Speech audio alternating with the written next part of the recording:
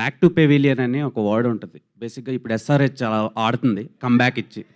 So, ఒక టైంలో ఏ సినిమాలు ఆడకపోయినా, బాగోపోయినా నరేష్ సినిమా రిలీజ్ అయితే అబ్బా! సాయిరాం అనిపిచ్చేది. ఎళ్లి చూసుకోవడానికి కంఫర్ట్ ఇచ్చేవారు. మేము కొనే టికెట్‌కి వర్త్ చూపిచ్చేవారు. కొన్ని సంవత్సరాల క్రితం వరకు. అంటే ఇప్పుడు ఎక్స్‌పెరిమెంటల్ ఫిల్మ్స్ చేస్తున్నారు మీరు. సో, ఇప్పుడు ఈ సినిమా మళ్ళా బ్యాక్ టు పెవిలియన్‌లా మీకుంటదంటారా? అంటే బ్యాక్ టు పెవిలియన్ అని కాదండి. మళ్ళీ అంటే నేను రాజీవ్ గారి దగ్గరికి వచ్చినప్పటికి ఇట్స్ ప్రొడ్యూసర్ చాయిస్ అండి.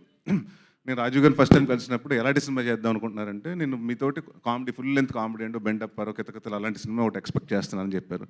సో ఇప్పుడు ఇట్స్ అబౌట్ అ ప్రొడ్యూసర్. వాళ్ళకి ఏం కావాలో నేను అది డెలివర్ చేయాలి. అంతేగాని నేను సీరియస్ సినిమా చేస్తాను మీరు అది చేయండి నేను చెప్పనండి.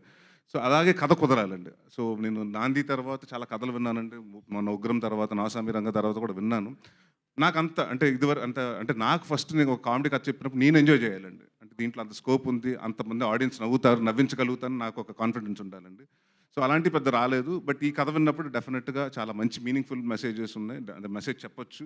అండ్ పెళ్లి కాని అనేది ఇట్స్ నాట్ లైక్ మన ఒక తెలుగు ప్రాబ్లమే కదండి, తెలుగు స్టేట్స్ ప్రాబ్లమే కదండి, కన్యాకుమారి నుంచి కాశ్మీర్ వరకు అందరికీ అదే ప్రాబ్లం ఉంది. సో అందరికీ అపీల్ అవుతుందని ఈ సినిమా చేయడం జరిగిందండి. అండ్ ఆడియన్స్ అడగమన్న క్వెషన్ ఒకటి. ఇప్పుడు చాలా రిలీజ్ సినిమాలు వస్తున్నాయి. ఇఫ్ రిలీజ్ చేయాలనుకుంటే మీ సినిమాల్లో ఏ సినిమా చేస్తారు? నేను ఆడియన్స్కి ఏదైతే ఇష్టమో ఆ సినిమా చేస్తానండి. కితకితల. సో కితకితలు రిలీజ్ అందరు చూడండి, ఆడియన్స్ కితకితలు అంటున్నారు కాబట్టి ఐ ప్లాన్. రాజీవ్ గారు. కితకితల. ఓకే కితకితలు. నరేష్ గారు. సుడిగాడ. నరేష్ గారు. సో మీ అందరికీ కొత్తగా ఇంకోటి చెప్తున్నాను. Probably I started writing Sudigadu 2. Next year will probably see Sudigadu 2. Naresh గారు.